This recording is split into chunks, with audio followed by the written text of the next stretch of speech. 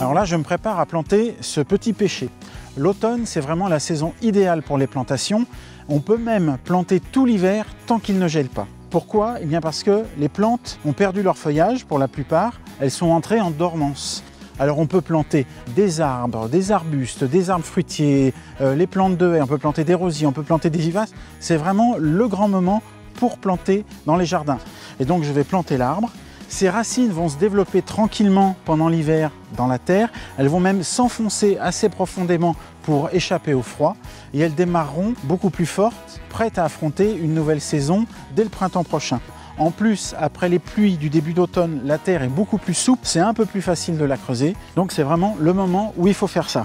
Je prends ma fourche bêche et je vais un peu décompacter le fond. Vous avez entendu, il y a des cailloux, ce qui est plutôt pas mal pour le drainage. Mais il ne faudrait pas qu'il y en ait trop pour que les racines puissent descendre. Donc je vais prendre mon arbre que j'ai plongé dans l'eau avant, histoire que la motte soit bien détrempée. Là, je vais enlever le pot. Voilà. Je vais gratouiller un petit peu toutes les petites racines qui tournent. Je vais vérifier la hauteur de mon trou de plantation.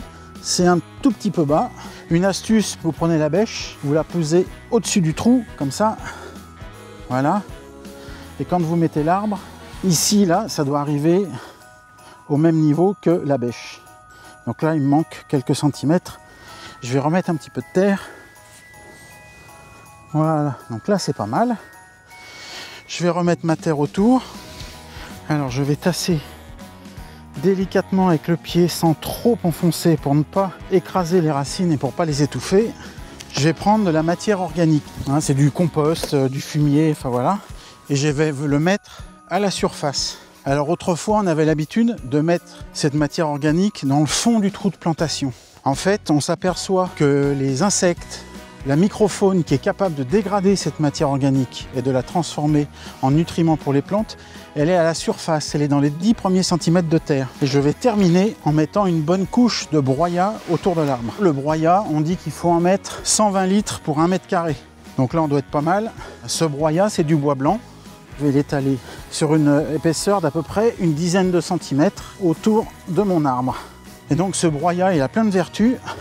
Il va attirer la faune, la microfaune, notamment les vers de terre, qui vont venir pendant tout l'hiver le manger et le transformer en nutriments pour mon arbre. Et puis l'été prochain, on en remettra au printemps du broyat. Ça permettra à l'eau d'arrosage de beaucoup moins s'évaporer.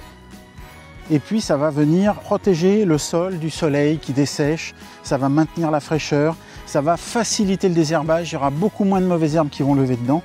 Donc c'est vraiment tout bénéfice de pailler comme ça le pied de ces arbres.